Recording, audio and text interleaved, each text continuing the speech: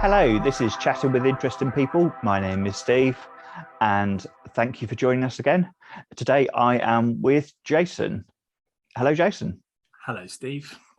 It's been over 20 years that I've known you. Sorry, just making you feel a bit older. I know, yeah. Well, it keeps happening. In the late 90s, I went to university in Essex, and that's where I met you.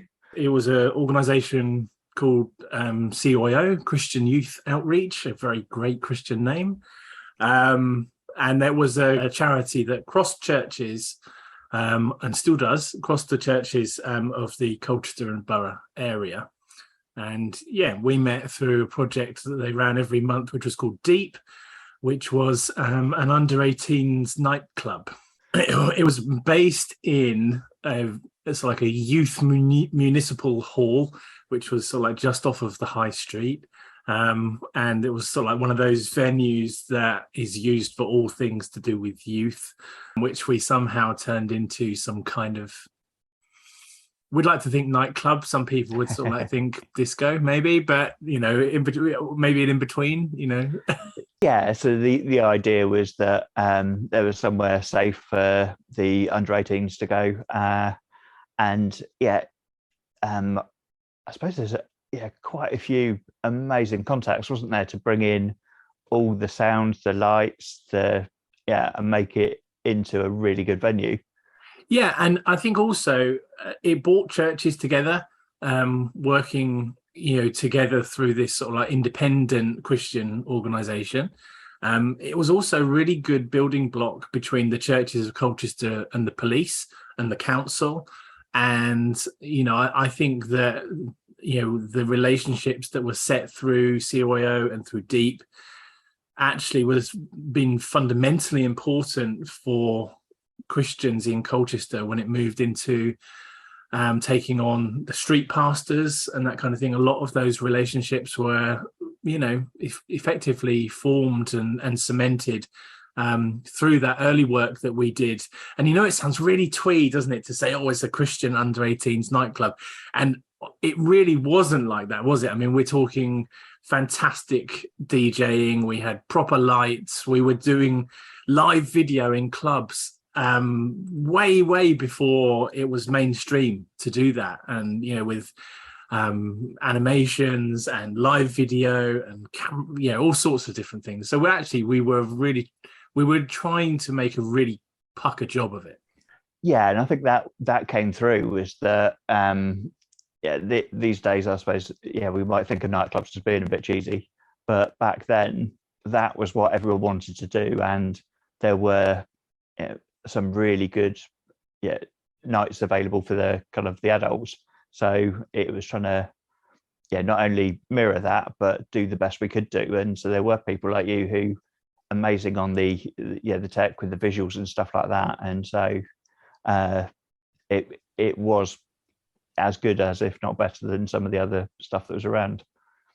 And we got hundreds and hundreds of kids queuing right up the road, and they were all taken care of, and most of them were pretty well behaved. There were the odd few that found dark corners. There were the odd few that turned up having sort of like downed half a bottle of vodka that they found in their parents' drinks cabinet, and but all of that was part of the mission. How dealing with that well, rather than turfing a kid out because they've just sort of like collapsed because they don't really know how to handle half a bottle of vodka all in one hit. How to deal with that well was really just part of the mission, for sure. And I mean, and all helps. Credit to the leaders that really made that happen, because you and I were really just small cogs in a big machine, but it was a great machine to be a part of. Yeah, and there were so many volunteers that were involved with it from all across the different churches and through all sorts of different backgrounds. And so it was amazing to have that level of staffing available, and also just to be able to build those relationships. And some of those kids who might have had the difficulties that it was some of the more difficult kids, I suppose, that were the ones that formed really good relationships over the years. Definitely, I think.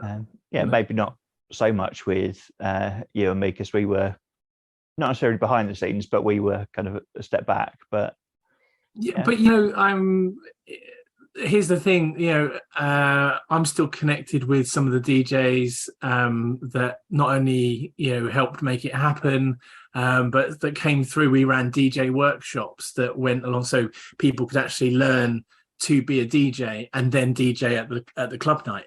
And so I've still in contact with some of those guys, and still in contact, certainly in contact with a lot of the guys that helped make it happen. And everybody's moved on to different areas of life.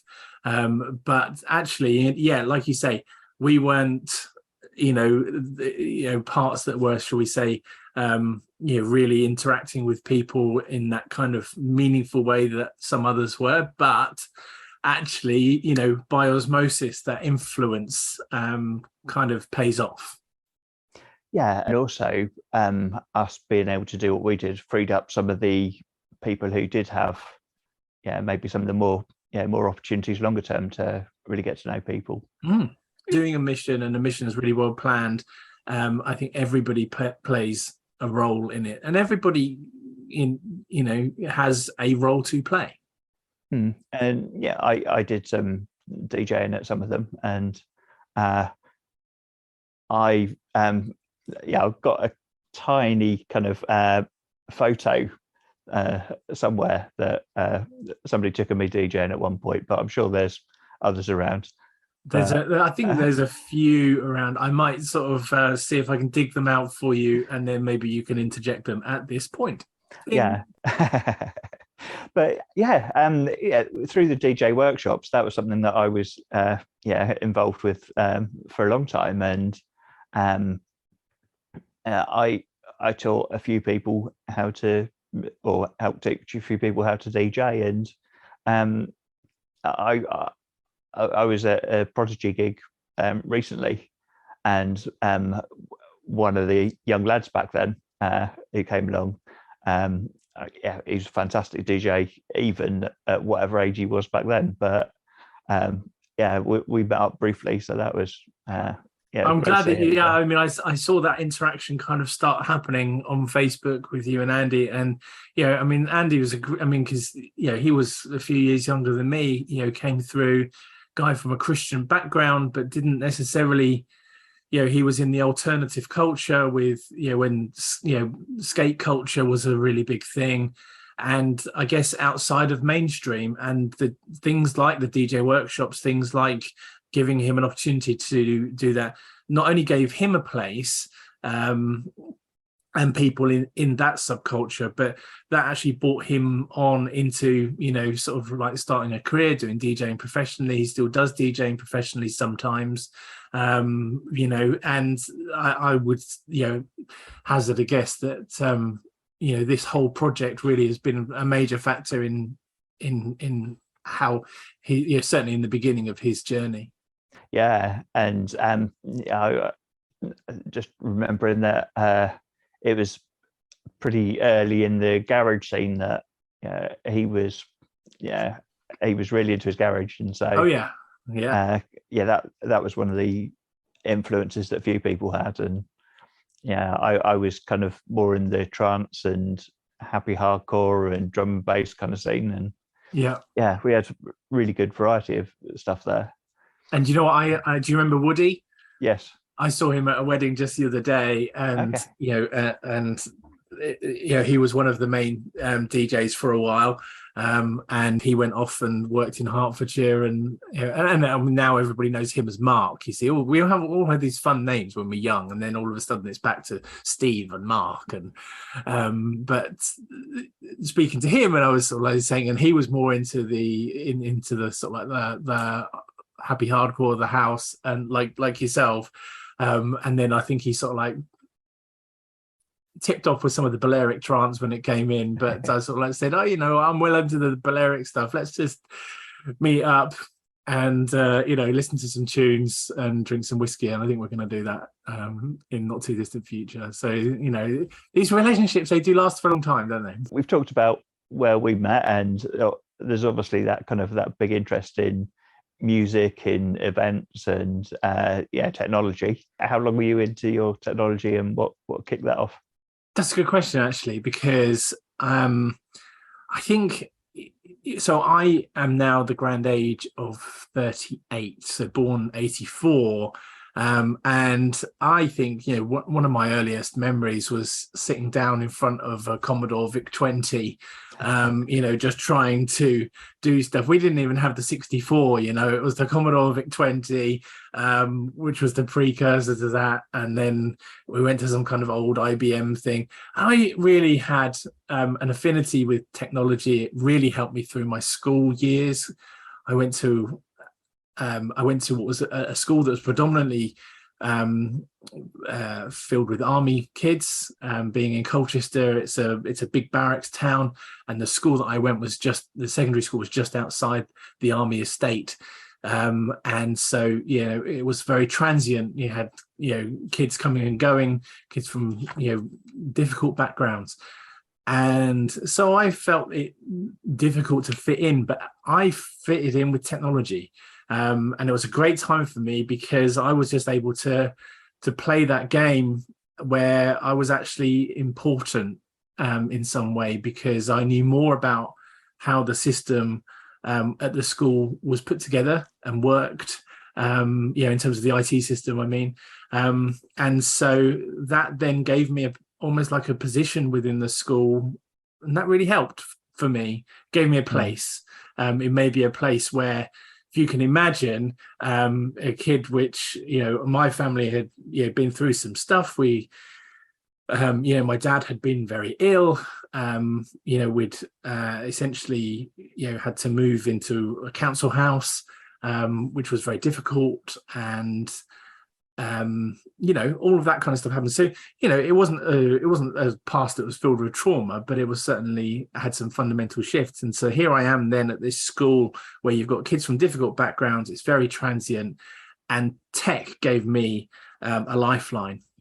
I really took advantage of that. And then my dad was a cabbie, not a London cabbie, but a cabbie nonetheless. So there was very much a wheeler dealer, feel. I would, everyone that, my parents' friends, they were all very wheeler dealery. And so I had this sort of like spirit as well of, not only did I love tech, but I just loved a bit of a hustle. I can really, one of my fondest memories really of school was I went on work experience. Remember, we always used to do like 2 weeks work experience somewhere, and I actually did my work experience with a primary school. And at the primary school, they didn't have any computers there, but they'd been gifted some. And so my project really was to go and set up an IT suite and connect it to the internet. And that, when you're using like single ISDN lines and that kind of thing, we're going back a long way from where we are now. But I did it, I had great fun doing it. And then I had a little hustle whilst I was there as well, because they were putting on a school play, and they said, well, would you film it? And so I was like, yeah, fine. So I set up like a very simple 2-camera setup for this school play. It was on for 2 nights. So I filmed both nights, and then using very, very rudimentary equipment, I then sort of like put together the best parts of the 2 nights into one congruent play. And then, literally from VHS to VHS, copied this thing out, put it together, and then, offered it for sale for a tenner.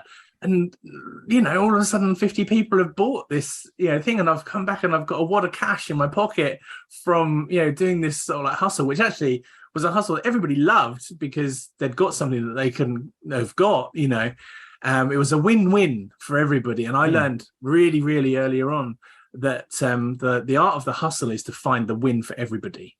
Because you don't want to feel hustled. You want to feel as if you've won something. And so that's where I then sort of like mixed up my tech with my what was it? you could call an entrepreneurial spirit, right from that really early age. You mentioned about kind of setting up the stuff in a school because they didn't have any computers, and to a lot of kind of younger people, then that would sound unthinkable. What did they do? How did they learn? Back then? Back then we did grow up without computers in every room and everything, didn't we? So absolutely. Or if you did have computers, like in the math lab, as Americans might call it, it would be really old thin client machines that would run essentially Unix basic programs, where you could do some kind of technical function, but it wasn't a computer as we would identify a computer today. It was a dummy terminal with a green and black screen. I mean, and I think that probably ages me more than anything, doesn't it? I can remember when Windows 95 did hit, and it was more. We had one IT suite that had about 30 computers in, and 3 of them were on a separate network which had Windows 95, and all the rest of them were on Windows 3.1. Yeah, and that was the thing, wasn't it? And I suppose it still happens. Is that the schools, colleges, government kind of organizations and things like that, probably most big companies, they're quite a long way behind in terms of the installing things, because they want to make sure that they're reliable, set up, and then slowly check everything before bringing it in. And that's exactly it. And one of the last projects that I did in my career, when I after I left school, I went into contracting. So I'd do contracts with different people, and most of them were major blue chip companies. And I did about 9 months or so working for BT in their internal protection team, functioning as sort of IT security. And so exactly that, we would know, right, Microsoft releases their patches once a month on a Tuesday. Patch Tuesday would hit and we needed to get it out by Thursday, which was about testing, fixing if we needed it, rolling it out, checking the compliance across the whole estate, and making sure that happened. But you're absolutely right, because I mean, in organizations where you've got a couple of dozen computers and upwards from there, right up to where I was working on the estate at BT, which was about 120,000 PCs worldwide. You've got to make sure that it's going to work on the vast majority of them. Otherwise, you've got vulnerabilities, and that's painful. Yeah, and in internal protection, you said, didn't you? Yeah, so I'm guessing that's along the lines of making sure that it's stable, reliable for everybody working on it, but also protected against hackers. Exactly, yeah. And BT as a company was so diverse. I mean, they don't just make phones. They're involved in everything from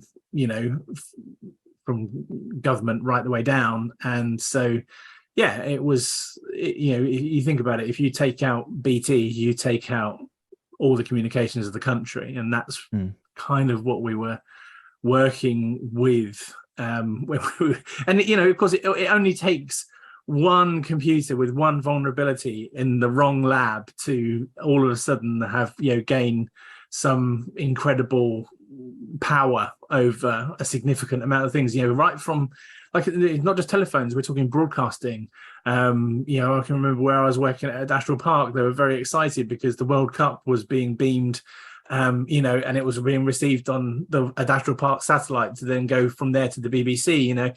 It was an exciting place to work because there was always interesting things happening. And there was me and my buddy Mark, who essentially were the enforcement arm of BT Protect, to sort of like say, you haven't done this, you need to do it. So you continued in the tech line for quite a while. I did. When I left school, and then I went to college, and college didn't really work for me. And it was at a time when I was really enjoying tech and stuff, so I did make the decision to sort of go through the experience line, and I worked my way through, and I found that I really like variety in just life generally. I still do. I don't like having the same meal twice in 2 weeks. I very much thrive on things being, having variety, things changing a lot. So I went down the contracting route. So I started off, working with NatWest Bank, and then I went from there and I got a job at a contract house, where I would then take on different contracts. So I then was working with Tesco, and then Arcadia, and then all the banks were my clients. And then I would do a project with the HMRC, I'd do a project with the Inland Revenue, and I also then was doing civil service contracts, and all of these things had different levels of technical experience required, different parts. I learned how to do right the way from doing printers through to cash machines, through to servers, and through to terminals, everything from back end to front end. I went and did it all, and I really reached a very high level in on-site contracting, and then I've done several big projects with BT as well over the years. And it was my last project with BT was, in actual fact, it was the boss of that section was a boss that I had unwittingly had been at the she'd felt my wrath in my previous role at BT Protect. I remember having this phone interview with this lady called Claire, and so I'm in this nice quiet room, planned for this interview. I know what I'm going to be saying and that kind of thing. And she says, well, my name's Claire. Do you recognize my name? No. No, I don't. She said, well, you spoke to me when you were working with BT Protect. And I said, oh, okay. Oh, well, did you get your problem resolved and get your machine in order? She said, well, you wouldn't let me go. She said you were like a Rottweiler with a bone for about a week until I submitted and did what was needed. And I said, oh, okay. And she said, I need a Rottweiler on my team, so you've got the job. And that was it. That was the interview. She really just wanted to phone up and make me feel about that big before offering me this job. And I worked with Claire on cost savings, which was a much more technical role, looking at the estates and looking at how we could save BT lots and lots of money, and we did that. And we did that through marketing campaigns, and basically just through influence. Marketing is influence. And so we were asked, we weren't trying to, it wouldn't have worked if we'd have just made a decree to say, you must do this, because BT is not the environment where that happens. So what we had to do was explain what needed to happen, why it needed to happen, and how we wanted it to happen. And we did that, and we had a great time. We saved a lot of money. And then, that was it. That was my project over. And much as Claire wanted to continue working with me, BT goes through these phases of saying no more contractors for a little while. We need to use some of the staff that we've got. And I remember then leaving there for the last time. I had to drive to Wolverhampton to give her all my bits and bobs that I had. And I was like, what am I going to do with my time? But I'd really enjoyed marketing and learning how to influence people. I'd really enjoyed that so much. That took me on to my next career, as you were, which was starting my first proper business, which was essentially in graphic design and printing, with the element of trying to advertise, because graphic design is a very wide spectrum of work, as you probably know. But it was more, I wanted to advertise, I wanted to influence people, I wanted to tell people you can buy this and then see them buy it. Are you still doing that? Yeah. So that business took off and it grew, and then uh, it went really well, and then I got really ill. And all of a sudden, having been super healthy and doing all sorts of different things and traveling and working and traveling and working, and I essentially got settled down, as it were, with I had a long-term girlfriend. We were looking at getting engaged, and I think we might have been engaged by this point. And all of a sudden I'm in hospital because I had a searing headache, and it just kept on coming. And I thought, all of a sudden I've got migraines. And lo and behold, 2 weeks later on, they say you've got kidney failure. Yeah, headaches are fairly common for some people, and yeah, as you say, you just thought it was a bit of a migraine. But how do you then go processing that you suddenly got kidney failure?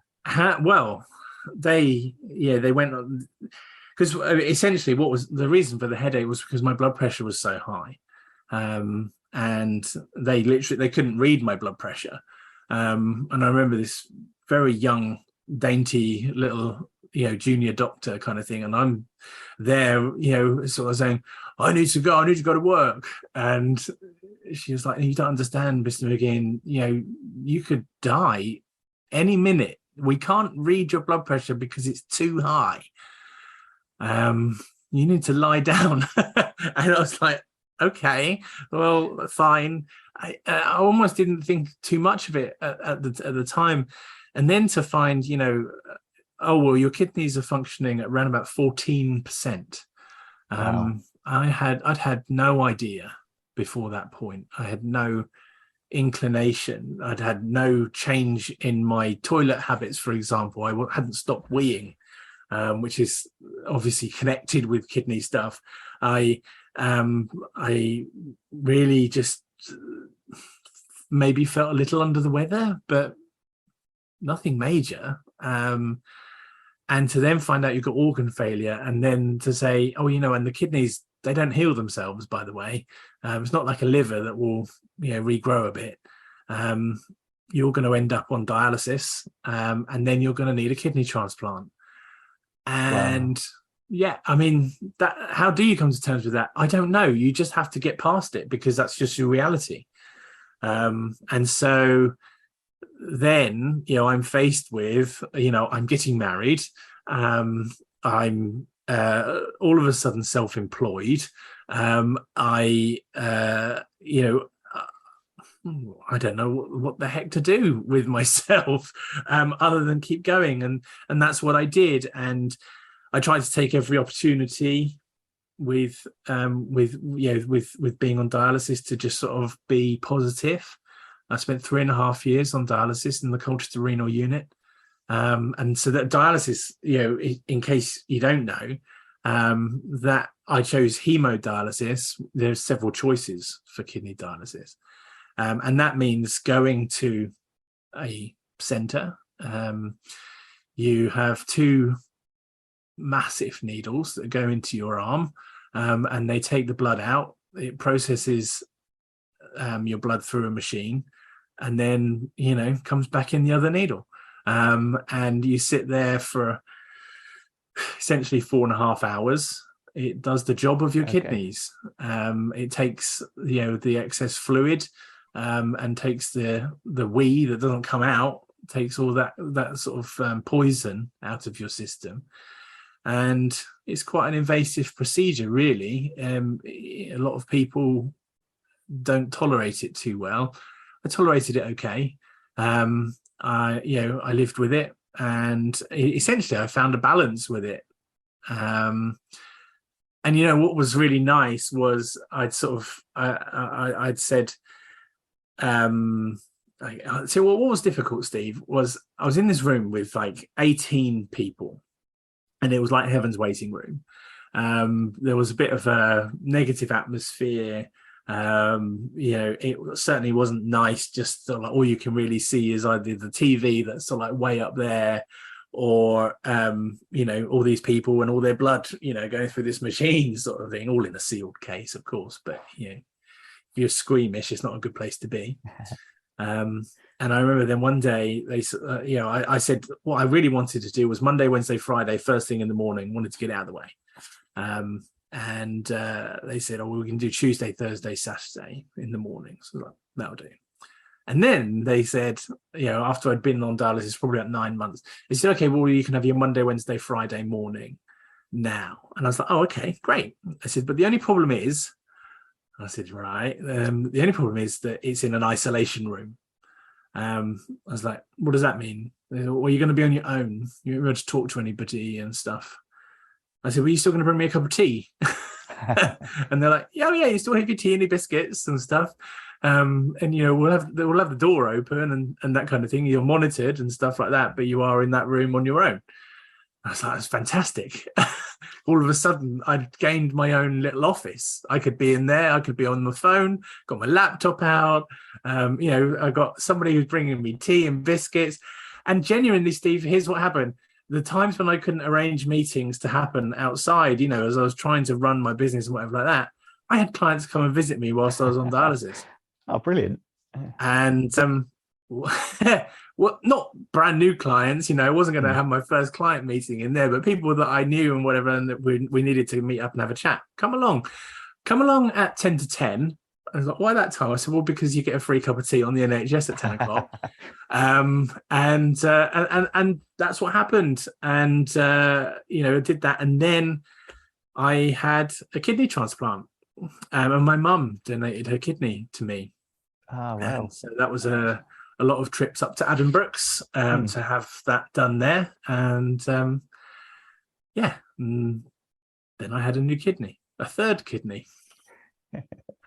Yeah, because they don't take the old one out, do they? No, they put the transplanted kidney they put in sort of like in your groin or just above your groin. And that's not one of those things that they just swap over and then, or stick it in and then you're suddenly okay, is it? No, it's. I mean, what they say is it's not a cure, but it is a treatment. Yeah. It has a longevity.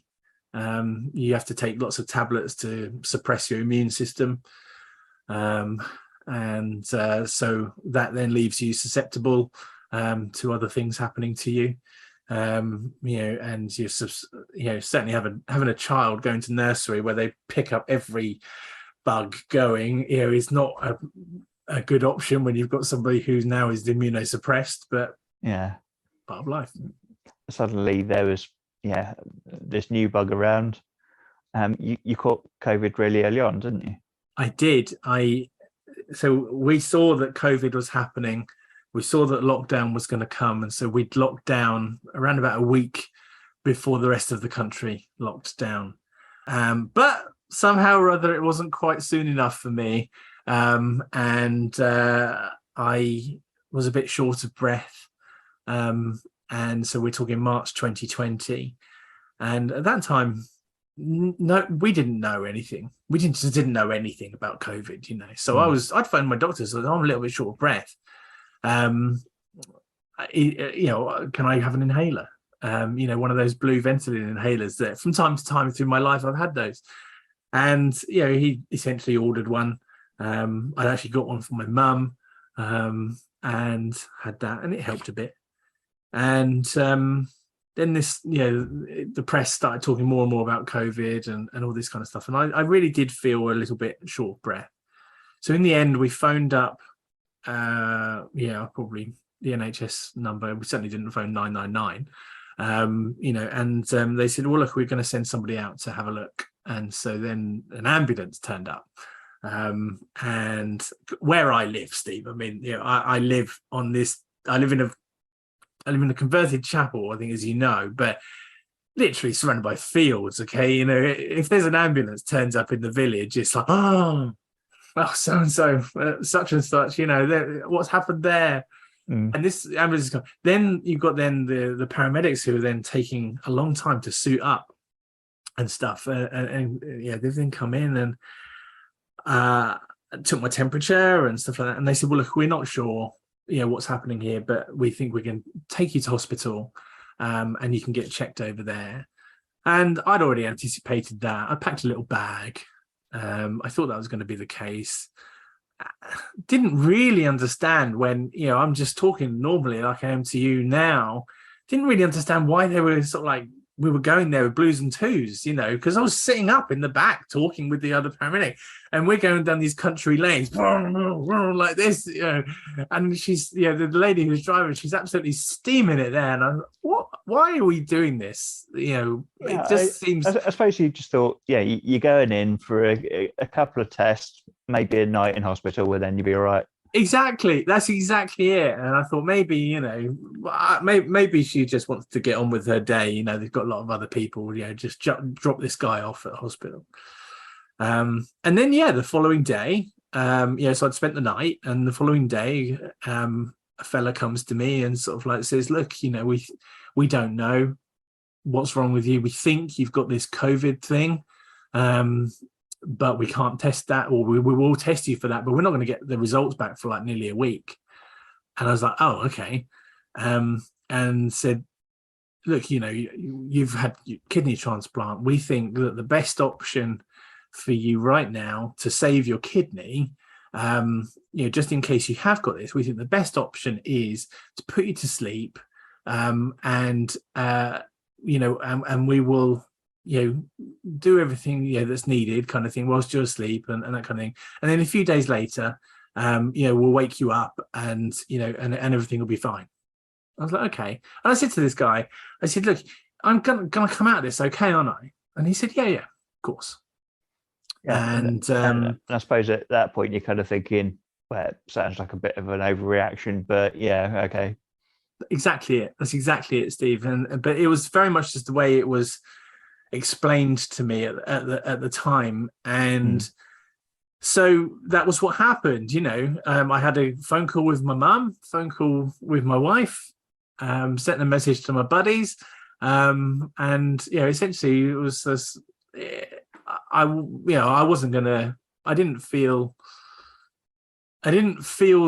how I should have felt knowing what we know about COVID now. I didn't have all this dread. There wasn't this kind of feeling of, oh, right, well, you're basically, you've got a one, and the numbers were, it worked out, you got a 1 in 10 chance of coming out of this.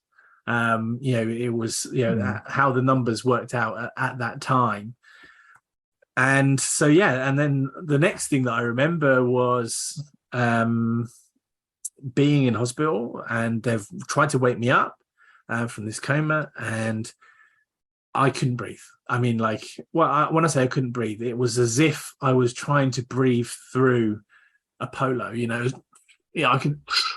was struggling for every breath, and fighting, and then fighting some more, and then really, really fighting some more. I didn't know what was happening, but I eventually had calmed down, and I do remember this very, very clearly, because I couldn't see anybody. By this point, of course, we're talking masks. We've got face masks on. Everybody's in a gown. You've got names written across their heads. You can only see people's eyes, and then. This lady, she said to me, she said, "Oh, Jason," she said, "look, we're not in a good way. We need to put you back into this coma so that you can survive." She said, "But the thing is, to do this, we're going to need to cut a hole in your throat and put a ventilator straight into your throat. So when you wake up, you're not going to be able to talk, because you're going to have a tube that's in your throat. And so I don't want you to panic when you wake up, because we're going to be breathing for you and making sure that you're okay." And so I was just one of those few times in my life where it was something that obviously I didn't want to happen, but I could see it had to happen. I just relented, and I just sort of said, okay. And that was it. And then the next thing was, I woke up with all and sundry connected to me. And it was horrible. And then I do remember, being in hospital, and one of the nurses, who was actually one of my nurses in the renal unit, and you got to bear in mind now, right? Tubes coming out of the throat, tubes coming out of every orifice you can possibly think of, and more. And I'm paralyzed, so I'm awake, but I'm paralyzed purposefully.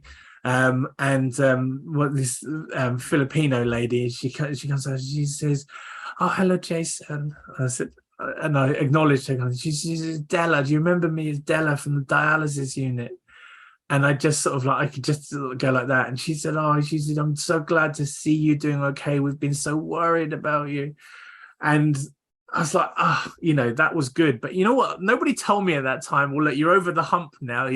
Your lungs are pretty much clear now. We just got to like ramp you off slowly. Nobody says that. So I'm pretty much paralyzed there, seeing destruction and like a war zone happening around me, and I'm stuck in my head because I can't move, and I got a lot of time to think on my hands. And you can't talk, and so I couldn't talk, no. And I'd had so much delirium. I didn't know what was true, what wasn't true, what was reality, what wasn't reality, who was a good guy and who was a bad guy. Because essentially, like, I'd played out in my head my own Amazon miniseries of some James Bond-esque adventure, which I didn't know wasn't true, and it took me several days to find out that wasn't true.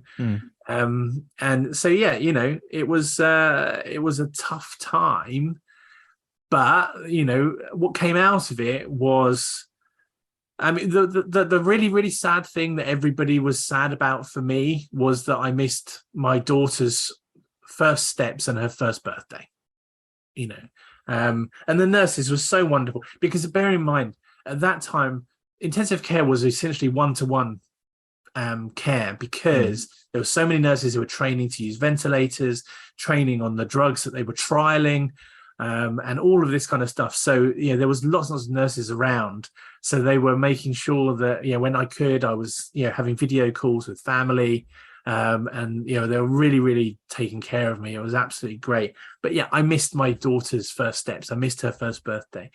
But the thing I'm thankful for is I get to see many more.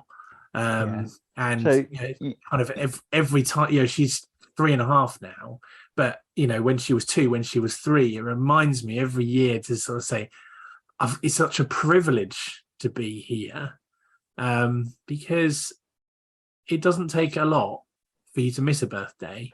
And I think that was one of those things where almost like you with the kidneys, was that it sounded like all of a sudden you realize you're not indestructible when things can happen to you. And I always thought I was indestructible, Steve. And so you missed a couple of milestones, but how long were you in that coma for? So I was, all in all, just over 3 weeks.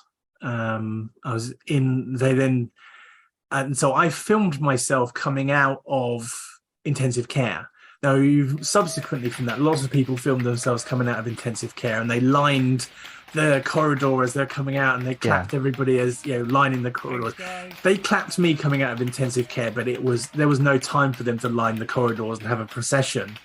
When I filmed myself coming out, the nurses and doctors and consultants, they stopped what they were doing, and I was the second person to leave intensive care. It was a massive thing, especially for Colchester Hospital, because I was the first person who was ventilated that was going to leave hospital. There was one guy who left intensive care 15 minutes before I did, but he was younger than me. He was much fitter than I was.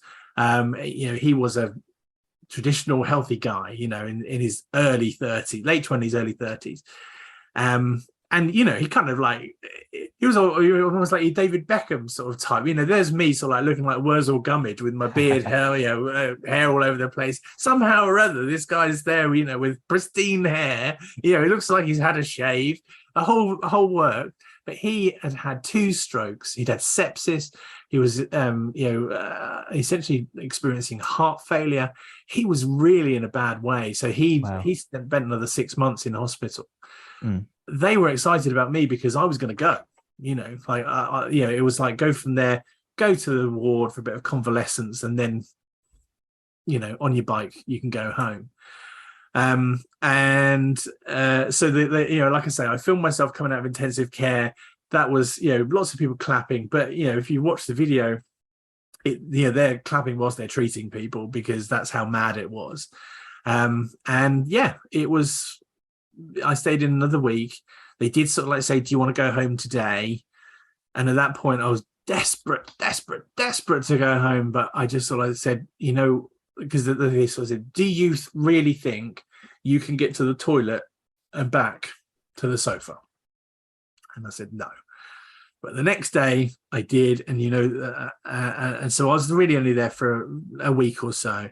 And the occupational therapists were so good. They'd come around to our house. They'd fitted all this equipment so that I could have a bed downstairs and bars and a Zimmer frame, and fitted this thing to the toilet. And so they were amazing. They just really tried to think about every aspect of life for me that I was to help me be at home. And of course I got home, and then you've got radio stations and you've got TV stations and satellite trucks turning up outside the front. I was literally like, at one point I was like, right, I've got a video call like we've got now, and then and LF, my wife, is trying to help them park this bloody satellite truck out the front, to sort of say, beaming directly to whatever, and you got stuff coming in from all over the world. It was a story of hope for a lot of people. At a time when things were real bad. But, that's it. It's in my past now. Yes, I've got some mental health things to deal with. I got left with a bit of PTSD from it, and, got to deal with that. Yeah. But there you go, life goes on. And I think probably one of the things that brought us, back into contact with each other was this coffee business that I started. And that came from me being in hospital. So that was at the point where you've then come out and you've kind of thought, what do I really want to do in my life? Yeah. I said, how I started off my career in tech. I moved on to marketing and advertising, and I loved that. And then, when I was in hospital, I sort of thought, well, I've helped, launch and build some fabulous businesses, multi-million pound businesses now, and some of my clients have just done exceptionally well, and I've been on their journey with them, helping them with their advertising, helping them with their marketing. Reached a level in my career where I'm now consulting and helping people to do that, as well as the actual implementation of stuff. But I'm at the level where I'm consulting on advertising projects and essentially sales process, building businesses from that perspective. I only talk about things that I know about, Steve. I'm not going to talk about people's human resources because somebody else deals with that. That's not up to me. And as I thought to myself, well, the only thing that's different between my clients and me is that they've got a product or service that they're passionate about. And at the moment, I'm just selling me. And I'd been passionate about coffee for a little while. So I thought, well, why don't I start my own brand of coffee? Where did that interest in coffee come from? Well, it didn't come from my mother. Because when I was growing up, my mum only used to drink like Nescafe Original, which I affectionately now call Mother's Muck. My mum had one called Blue Mountain, I think. Yeah. Really fine powder. It was horrible. Yeah, that's it. And so when my mum comes around now, I just sort of say, oh, you want a cup of your muck? I've got a jar with her name on it. She can have the finest coffee from around the world, but she just wants a cup of muck. If you're enjoying this content, then please do subscribe, follow, like, however your podcast provider puts it. And down in the description, you will find a link to my Patreon. I would be so grateful if some of you check that one out as well. And now, back to the chat. So I'd never had any interest in coffee. But then I said to you, all these different contracts that I was doing. And one of them was for the US Air Force. And I remember being in this office and this smell of hazelnut roast coffee was just, the aroma was filling the place, and it smelled incredible, absolutely incredible. And so I was like, you know what, I really want to try that, but I didn't get to try it at the time. Now, going back to our story earlier on about how we met each other, but do you remember after we'd been to Deep, we used to go to Vagabonds? So Vagabonds was a very hip alternative cafe that would be open up till very late at night. And I went in there, it was a very independent place. And I went in there and I said, look, I've had this hazelnut roast coffee on my mind now for a little while. Do you have that, or something similar? And they said, well, you could have just a normal coffee with hazelnut syrup. That would be, similar. And I was like, I'll try it. And then that was it. That was my gateway drug, right? And so I was then having, coffee with hazelnut syrup. Loved that. And so then I tried a few other syrups, but I just I liked coffee a lot, but I wasn't passionate about it. And then all of a sudden I had kidney failure, right? And so then they sort of said, you can't drink coffee anymore, you can't have the fluid, and you can't drink anything that's dark. It's one of the really sad things about kidney diseases, that the diet that they put you on is not only fluid restrictive, but it's restrictive of certain things that, for example, in dark drinks, there's chemicals that your kidneys filter for you. You don't have a kidney, there's no tablet that really does that, so you can't have it. So you can't have Coke or Pepsi, kind of coffee, and other dark drinks. So I had my kidney transplant, and I was like, I'm really looking forward to having coffee again. And so my wife, bless her, after I tried it, she sort of says, here's an espresso machine, knock yourself out, have some lovely coffee. And so I think, oh, fantastic. And of course you then do the thing, you go to the supermarket, you buy some coffee, and just learn how to use your machine. And then I was on Google Maps and I was looking, I was like, that's a coffee roastery, and it's only 2 farmers' fields away from my house. And so I thought, one sort of like afternoon, I thought I'll just pop round and have a chat with these coffee roasters that are around the corner. And went in there, told them my plight, so I said, oh, I'm just looking for some lovely local coffee because I've, just had this kidney transplant and, everything that I've just been through. And I walked out of there with an armload of coffee from all over the world. And they said, no, don't pay for it. Just tell us what you think. We just, we just love to spend time with you. And so that's what I did. And then I ended up helping them with some of their marketing and advertising. And so then, cut them forward to, now I'm into third wave coffee, this sort of new resurgence, as it were. And then the pandemic hits and people start really getting into coffee at home. And all this time and when I was in hospital, I really decided, I'm going to make a go of this. And I spoke to the guys, at the coffee roastery that was near me. And they said, well, we're not ready to take on somebody that wants to buy into the business or something. It's not going to work for us, which was fine. Sad because I, liked them, and stuff. But there you go. Didn't work for them. It's got to be a win-win, as I said earlier. And I found a roastery that was in York that needed some help. And so I bought into that. And I've then, become a director of that, and I've launched my own brand of coffee. Spent 12 months developing some blends and finding out which single origins are really going to work for us. And then last Christmas I launched it. Well, I love coffee, and I've got some here. But how do you go about kind of picking them? Because things that are important to me are kind of things like the environmental impact and sustainability and things like that.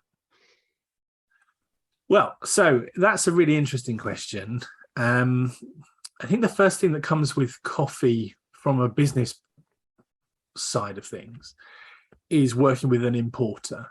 You can either go to the open market and buy what there is to offer, or you can do what we've done, which is to team up with an import company. So we work with Falcon Importers, who work with several places that are on the ground, and they have a really good commitment to being global citizens, as they call it. And so we know what they do is they actually do what's called direct trade. So you have trade fair trade, and then direct trade. And fair trade has done a huge amount of great work in the world, especially in areas where there are problems with drugs and then problems with cartels. The fair trade has done a huge amount of good work to systemize out some of the evil that's in the world. But the fair trade mark is an expensive, prestigious mark that essentially is a set of criteria. And here's the thing, it's never a guarantee of quality. It's only a guarantee of what price has been paid, and that the business practices to produce those coffee beans have been overseen and they're okay. So it's kind of like organic in a way, like organic again, it's that thing to say it's been overseen, it's been okay, the business practices are okay, the production practices are okay. The organic mark does not mean that something's going to taste better. The fair trade mark does not mean that something's going to taste better. It just means that a certain element of it has been certified by somebody. Direct trade works with the farmers and then trades with them directly. And now we know that Falcon commit to paying more than what fair trade offers. But what happens is it's only the big farmers that have fair trade, because they're the only ones that can afford to do all the due diligence to make it happen.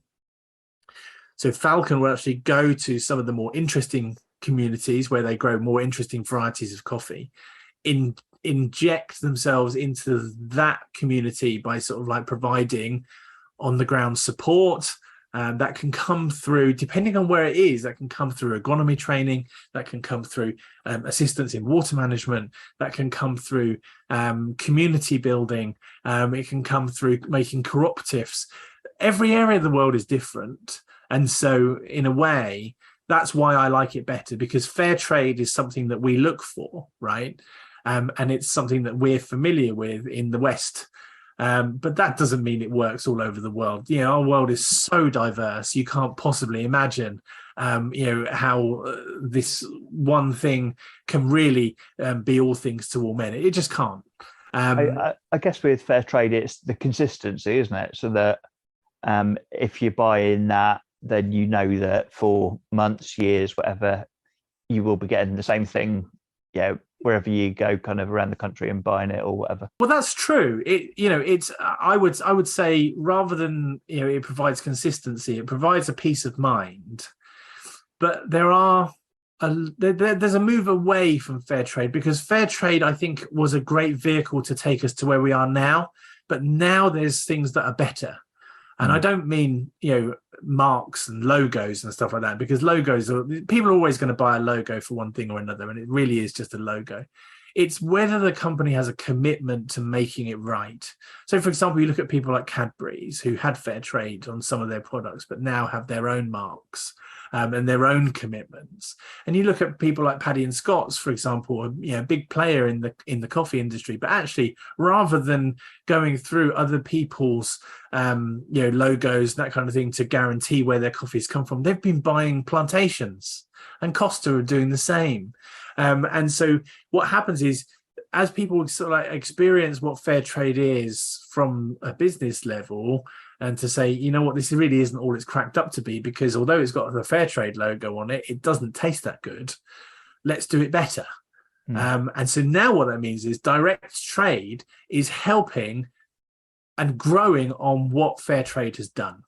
So all of our coffee beans come from direct trade, where we know that the farmers are being paid more than the fair trade deal offers them.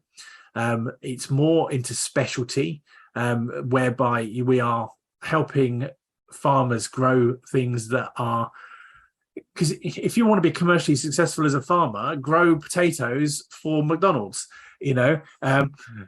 So what we know about farming is that it's all about diversity, getting different plants, different things growing to be able to sort of like say, right, well, this feeds the soil, this does good things, and the diversity in what we're growing allows us to build up profile, so we don't just end up with one customer for all of our products, because again, that can kill a community just by monopoly. So we're working with, as I say, these importers that are committed, and they tell us how they're doing stuff, and that you can have some things like, for example, in Ethiopia, they really need community support. So both of our Ethiopian coffees, the Limu and the Limu and the Yirgacheffe, two coffees, similar region, taste a little bit different from one another, but they both contribute to a program which specifically helps teenage girls complete school through a sports scholarship. So this is not the answer for all of world poverty, but it's a project that works really hard on a specific problem in Ethiopia, where not many girls even get to halfway through secondary school. It's to do with expense, it's to do with travel, it's to do with all sorts of different cultural factors. But the thing about Ethiopia is that sport is a big thing. So by giving teenage girls the opportunity to apply for a scholarship and to do a sporting scholarship, and as part of that complete their schooling experience, it helps the country, it helps them, it helps a certain amount of people actually get out of poverty and go and learn and do good things in the world.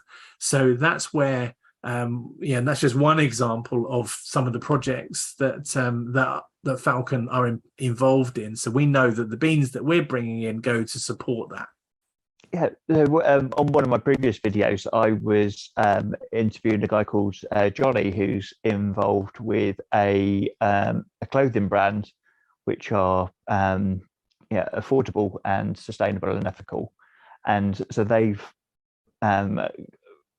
had really good communication with a particular factory that's making the stuff, so they know that that is.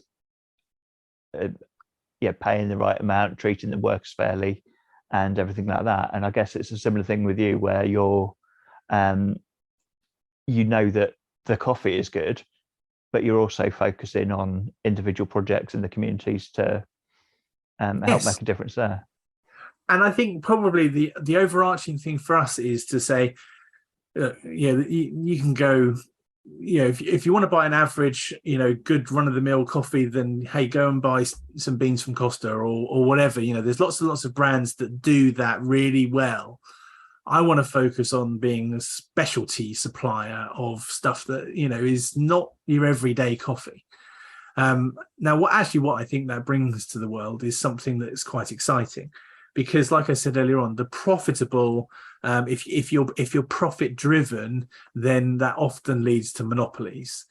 So if you want to make the most out of your farming, then you grow your product for a specific supplier. But then what happens is that specific supplier is going to push you and squeeze you on price, because you can't sell that product to anybody else. So encouraging this level of diversity means that you are getting good business practices involved in farming production, which is what we all need all over the world. We don't just want to be held accountable to one entity, because essentially that then just ends any kind of business. Whatever business you're in, that's just a bad practice, because if you are just growing or supplying one entity with your products kind of thing, you're just working for them. You don't have your own business, you're actually just working for them. One of the things that I've become a lot more conscious of over the last, not quite sure how many years, but just trying to find causes that are close to my heart, but also then being able to kind of invest, maybe, I suppose, in the local communities, the local projects. But I've also realised that that's not just in my community. There are other areas and communities and projects that are important elsewhere. And there's one company or charity who they focus on projects around the world. And the idea is helping those communities out of projects, out of poverty, one project at a time. And one of the things I think that I've learned over my career of, as I say, being in business rather than working for other people, but being in business, and I alluded to it earlier on, is the win-win. But yeah, it doesn't just have to be a win-win between a supplier and a consumer. It's good to make a win for the world. And I think back to when Tom's shoes were launched, however many years ago. And as I understand it, the story behind that was, a charity is good because it does really good work on the ground, but a business is great because if you can build a business where it's a win-win-win, i.e. it's a win for the business, it's a win for the consumer, and it's a win for the world, that's the end goal, where we want to make sure that the products that we're buying and the products that we're consuming are paying everybody along the supply chain fairly, and also are helping where it's come from, especially if that's in an impoverished area, helping to build that area and take them out of poverty. And so often when we look through the things that we purchase from week to week, month to month, we sort of think, oh gosh, should I have bought my clothes from there? Do I know enough about that company to know that it hasn't just been a child in a sweatshop that's helped make this t-shirt happen? And you're saying about Johnny and his clothing brand. Hey, that's really important that we just start to be intentional about it, because I look at all these different ways of protesting and trying to change the world bit by bit. But you know what really changes the world? Business. If you only do business with people that have green practices, or you only do business with people who commit to treating people fairly, you're voting with your money. It's all very well voting with your feet, but when you vote with your money, that has a greater impact. If you say, I'm not going to work with that company, or I'm not going to trade with that company, but I am going to trade with that company because of their practices, let me tell you, if enough people stop buying their product, but they buy their product because of those practices, that company is going to change their practices too, and that whole marketplace is going to change. And that's what I believe we should be doing as a way forward to be good global citizens. Work with the companies that say we are committed to being good global citizens, good members of the human race.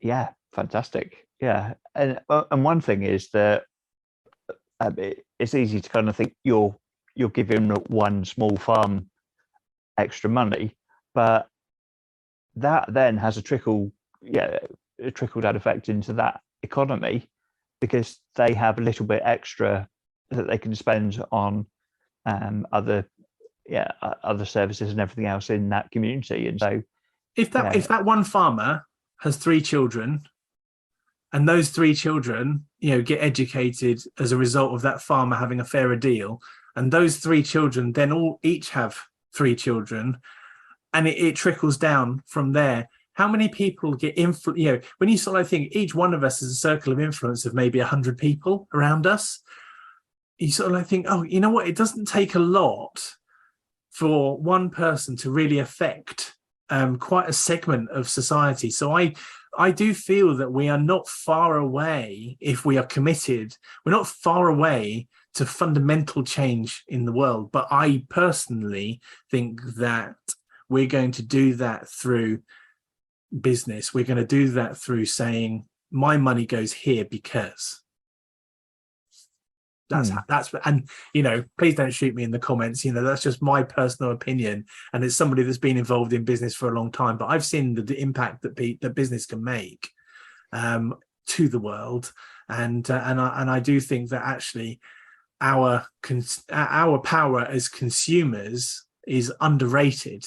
If we really wanted to fight for British farming, for example, then we do that through only buying, say for example, red tractor products or something like that. If we allow ourselves to stop buying the cheap produce, then the cheap produce won't be there anymore. Only the better produce will be there, and that will somehow become better, even better, if by voting with our money rather than voting with our feet. If we vote with our money, we can make change. And also then that means that some of those products are a bit more mainstream, so the economies of scale might kick in and enable them to become more standard. Exactly. And so one of the things, I mean, and I don't tell the story well enough on my website, because it's, we're still growing. There's only 2 or 3 of us that are involved in making this happen, as well as I'm running a couple of other businesses. So my website isn't as good as I would hope it to be. And that kind of, it's all to come. And, we're launching on Amazon, hopefully before the end of the year. I've been going through that process now for quite some time. And I want to be able to tell the story of where each of our coffees comes from. And that includes the blends as well, to sort of say, right, it's made up from these particular areas. But the single origins, say, for example, they come from here, and this is who they support. And, most of our beans, we can trace back at least to the region where they come from, because coffee, in some areas of the world is sold through an exchange. So you're really only tracing it back to that exchange. But we can talk more about the regions and the things that are happening in that region that our importers are doing on the ground to try and make that area better. I know. I kind of thought that the single origins must be the kind of the more special ones because they're from a particular area. But you've then explained to me that that's not always the case, is it? Because yes, you're getting some of the best tasting coffees around. But you're then blending them together to find what you think is the ultimate coffee, I suppose. Well, so coffee, wine, whiskey, 3 products that all have a very similar difference. You find that the commercially successful, so I mean the bigger brands, the bigger commercially successful stuff, that is always a blend. Okay, it's always a mixture of grapes or a mixture of whiskies or a mixture of coffees, and it is put together by an expert. Now, I'm not saying me in this case, because although I did do a lot of the tasting, I did actually bring in somebody who has got much more experience in putting coffee together than I have, to sort of say, right, well, look, if we mix these together and we roast them in this certain way, then we're going to get this fabulous full-bodied flavor that has a particular bent towards, being super zingy and acidic, or super chocolatey, or super fruity, for example.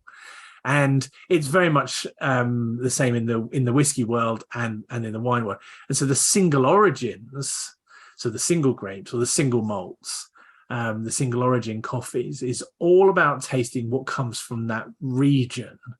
So you tend to find that the flavor is not quite so 3-dimensional, because you are looking at the flavor of, what does that bean from Brazil taste like? Because it's going to taste very different when it's mixed with a bean from Ethiopia and maybe a bean from India, and then put together into some fabulous like espresso kind of bean mix, but some people, they just want to go through it. And it's the same when a single malt, if for whiskey, if you want to buy whiskey for a connoisseur, then you buy them a single malt because they want to know what that region tastes like. And so don't get me wrong, everybody will enjoy it. But if you're not a real connoisseur of one of these things, then buy the blends, because they've been made by experts to taste the best that they can possibly taste. Yeah. Oh, I usually kind of go for milk and 2 sugars in my coffee, but I have to say that with I saw that, but with your ones, I have actually cut. Well, I ran out of milk initially, but then I haven't bought more milk because I'm enjoying them without the milk. So for me, just a little bit sweetening, but and that's the thing. Coffee starts off as something that you like to drink and then becomes a hobby. And then the next thing is you've spent too much money on your hobby. But also you start to jitter a little bit as well. And so, for example, like a Rwandan coffee is a coffee that not many people get to taste because they don't produce too much per year. But, you can get a Rwandan coffee on my website, and that is like somebody's like infused it with wine, it's really, really like plummy, and very, very fruity. Now that's also quite sweet as well. But then you would get some of the more smoky ones, like the Ethiopian Yoga Chef, which is quite, bold in its flavor, but it's also quite smoky. They've all got these different flavor profiles, and I've tried my best to tell the story on each bean of like what it's going to taste like, what you're going to experience, so what flavor notes there are. But also I've just done a little graph on each one to sort of say this is quite sweet, this one's quite zingy, this one is got a full body, or this one is more tame, more mellow, and so try to communicate that effectively. I'm sure that I'll get better at communicating that over time, but the good thing is that if you're getting coffee and you feel that it's quite sweet, you're probably brewing it really quite well. If somebody's drinking coffee and it tastes bitter, or it tastes hollow, or it smells, sometimes it can smell like OXO cubes, that's more than likely because the recipe's wrong. And so it's worth going back, to basics, get out, a simple recipe. If you're doing a cafetiere, do like a 5-to-1 ratio or something, whereby, if you're putting in, if you want to have, sort of like, what is it? I can't remember now. I did it just the other day. I mean, maybe if you're doing 500 ml of water, half a litre of water, you just work out, right, well, I'm going to try putting 30 grams of coffee in and then see what that tastes like. I'm going to try it with 50 grams of coffee, see what that tastes like. Because each one will be different. Try putting 100 grams of coffee in, see what that tastes like. Each coffee will perform differently depending on how it's ground, how long it's percolated for. But, once you've done that, then if it will generally work with other coffees too, within a little. And I'm talking about when you then get to like the next stage where you're sort of like, okay, well, I've got my coffee scale, I've got my tamper, and I've got my I can't remember what the little thing is called to break up the grinds and stuff. And you have all of a sudden this simple thing of just having a nice simple cup of coffee has become a rigmarole with about 10 different devices. But over the last year I've sold 2 of my coffee machines, and bearing in mind I live on my own, having 2 extra ones that I can sell, that shows that I kind of got quite into it. I tell you what, Steve, I mean, I'm just a really messy person, so I would really love to have the full-on 2 group head machine with the steam arms and all that kind of. But I'm just too messy, and I know that I wouldn't keep it right. And it would just then mean that my wife would be very unhappy with me because there'd be coffee grinds everywhere. So I do have bean to cup machine. And a lot of people in the coffee industry will sort of say, that's not proper espresso. But if you take the time to really try to get to know your machine and try to work out, right, how much water is going to be dispensed if you have it on that setting, and you just sort of like, keep a little notebook to sort of say, right, I had it on this setting and it didn't taste quite right. But okay, but now I'll try putting it up one or down one, and you just, over the course of a few days, you can just get there with it and you can really enjoy it. But if it tastes bitter, if it tastes hollow, if it tastes beefy, I know it's probably not the most accurate word to use, but if you've experienced it, you'll know exactly what I mean.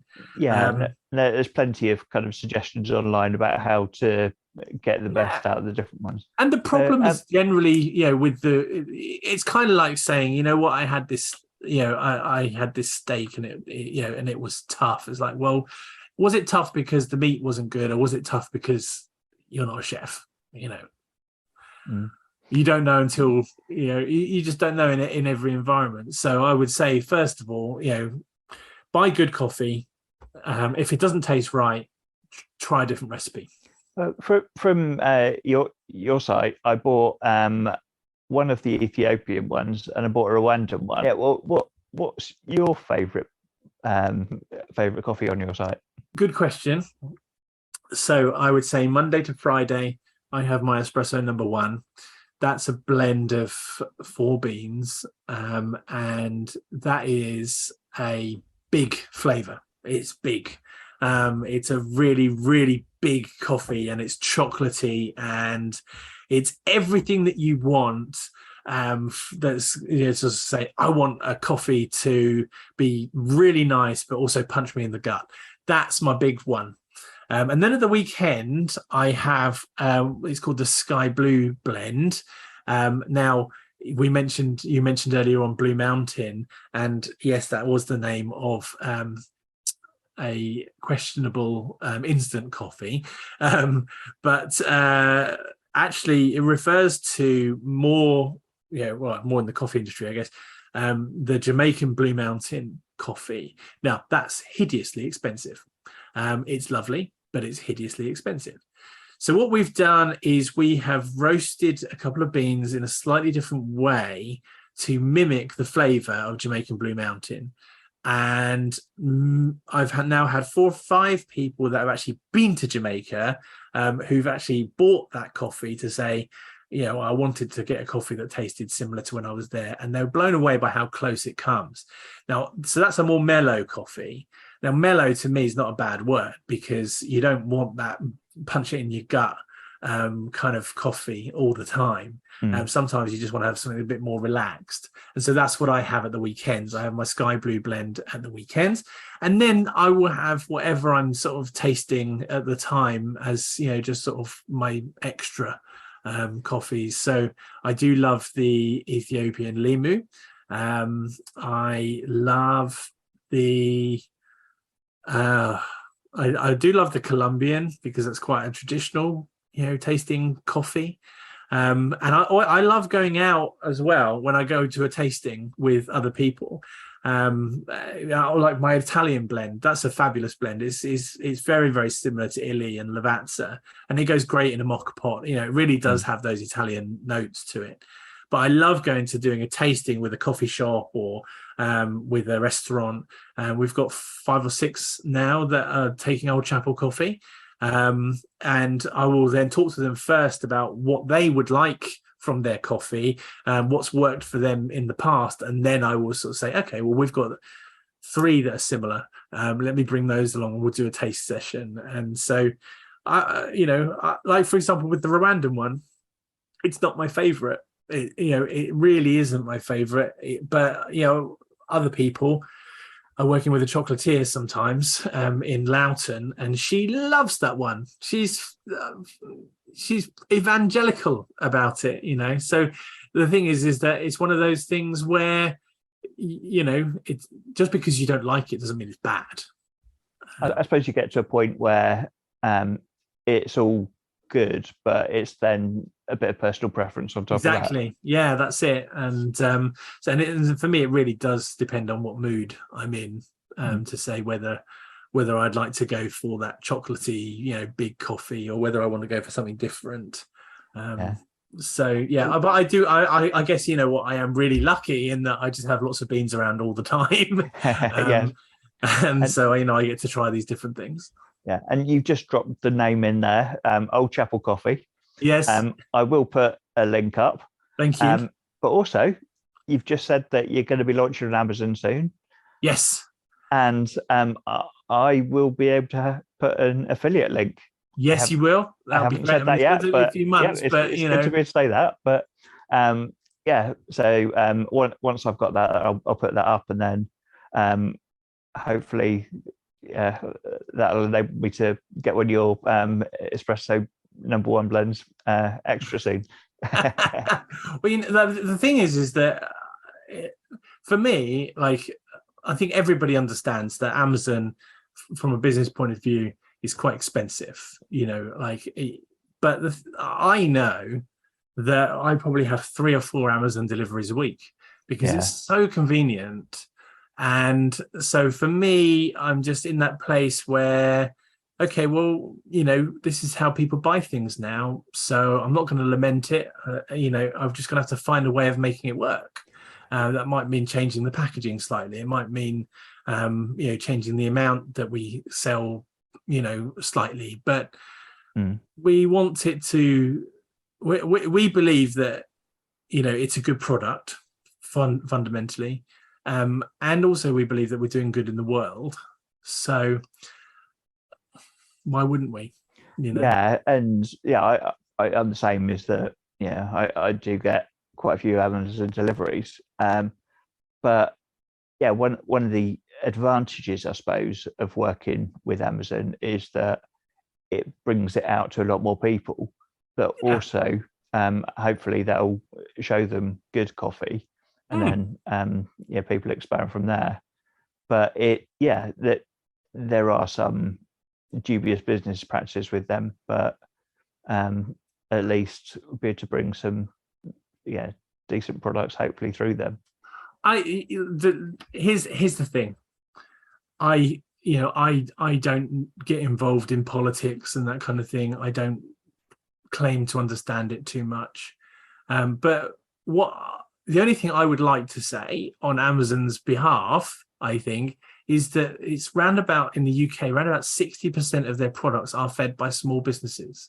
So that is products that aren't purchased by Amazon and sold from them. It's you go to Amazon, you purchase, and you're actually dealing with a small business.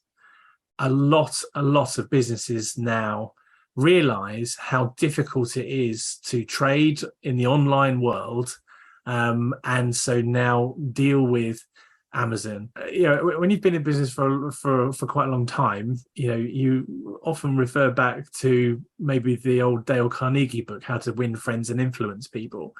And the whole thing actually needs to be rewritten when you're dealing with Amazon, because it's how to make friends with a robot and influence a robot. Because that's really what you're doing with Amazon. It's all about how to work with their machinery. I have actually sent out my first 10 products with Amazon, trialing it and making sure that things work. And so now I've got to the point where it's like, okay, I understand that I need to make some adjustments to make this work. That's the art of, I think, being in business. It goes back to that win-win. How's it going to win for me, and how's it going to win for Amazon, and how together are we going to win for our customer? And that is by providing a good product at a reasonable price, and it arrives next day. I would just offer to anybody that's not sure what coffee they might like, or they want to buy a nice present for somebody, or they just want some help, to sort of say, what recipe can you recommend? Just get in touch with me through the website. My email address is on there. As you've probably seen, I don't stop talking about coffee. So no, I was kind of noticing that as we got through this, then we started talking about coffee. You got really animated. I do get a bit excited about it. I haven't even drunk any now for however long this has been. So maybe this is just like craving the next cup. What I will say is that actually I have been watching your other videos, and you are doing what you said you're going to do, which is talk to interesting people. I'm not sure that I really qualify as somebody that's interesting. Maybe I've just been through a couple of things, but I mean, some of the other people that have been through such, some of them are interesting, some of them horrific things, and some of them are in major positions of influence in society. I was really shocked to go through your content and think, gosh, Steve, you really are doing what you said you're going to do. You're finding interesting people, and thank you for including me in that.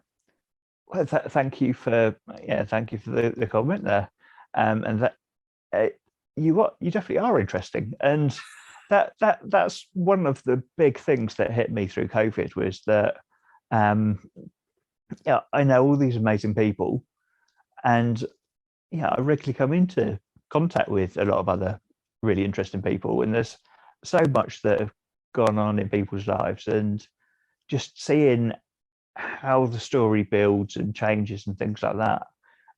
It's so easy to kind of have a plan when you're young and kind of think, oh no, something's gone wrong, my life is ended.